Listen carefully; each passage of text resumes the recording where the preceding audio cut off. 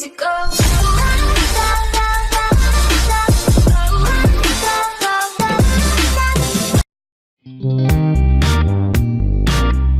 Ajax, unshakable on Champions League stage, inches closer to final. London, in the first few seconds of his first Champions League semi-final. The biggest game of his career, the brightest stage. With Tottenham Hotspur Stadium banging and roaring around him. With the eyes of the world upon him. With the weight of Ajax's gilded history on his back and the hope of the present on his shoulders. Frenkie de Jong controlled the ball.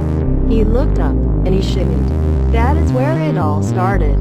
Ajax would need far more than that one day to beat Tottenham Hotspur, of course. And take a small but significant step toward a first Champions League final in more than 2 decades. It would require, at various points, a laser focus in defense and a precision scalpel in attack, a deep wellspring of energy and a rich seam of resolve. Matthijs de Ligt's gritted teeth, indomitability, and Donny van de Beek's dead-eyed finishing, but the shimmy encapsulated everything. The shimmy explained it all. How a team built with a fraction of the budget of a typical Champions League contender finds itself after Tuesday's 10 victory over Spurs. 90 minutes from the final, how these players could eliminate Real Madrid and Juventus. Why? This squad has not just won all of its knockout games on the road, but so many hearts and minds along the way.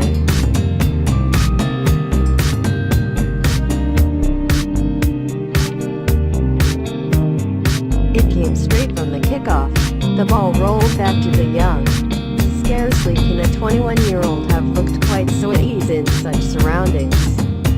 Such circumstances. De Ligt is the captain and leader of this Ajax team. Hakim Ziyech is its imagination. De Jong is its brain. He looked up, assessing his situation. He saw Daley Blind and De Ligt drifting either side of him, left and right.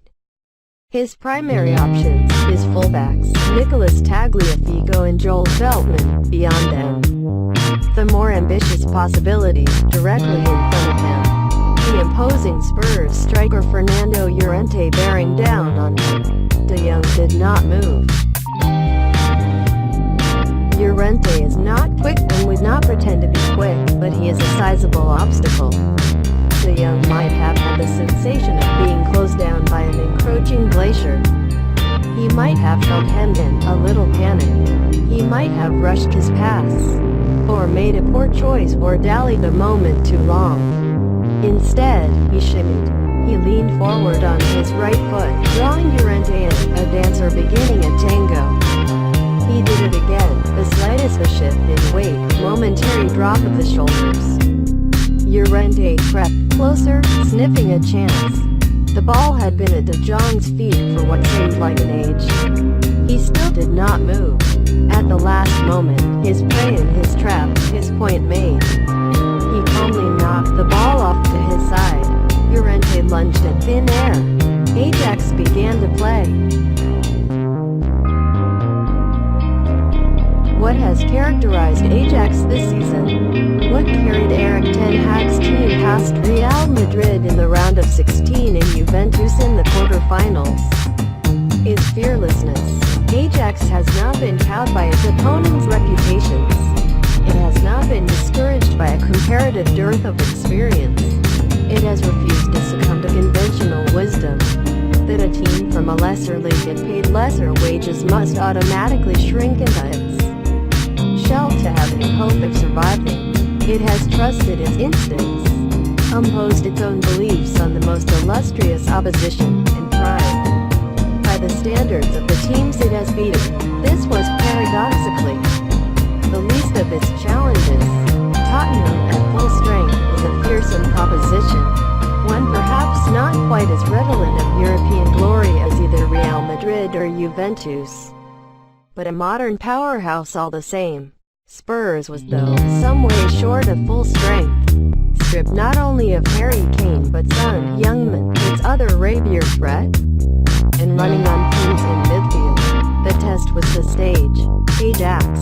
for the first time in this Champions League run, started a game as the favorite. The thousands of boisterous fans who had traveled from Amsterdam, who had packed the trains and the buses and the tubes on the way to North London, might not have expected to be here at the start of the season. They might, in time, be willing to see a semi-final as a remarkable success, but here and now, with a place in the final within their grasp, with only a decimated Spurs team standing in their way, expectations might, understandably, have been revised a little in the spring sunshine. There is a pressure in having nothing to lose, in trying to achieve the impossible, to overturn the odds.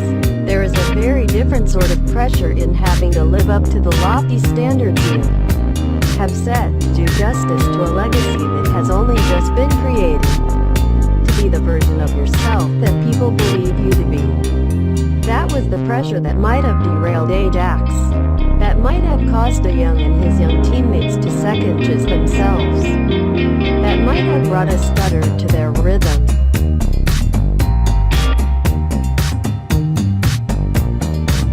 If there was any worry that it might, if there was any fear that this would prove a step too far, it dissipated with a shimmy.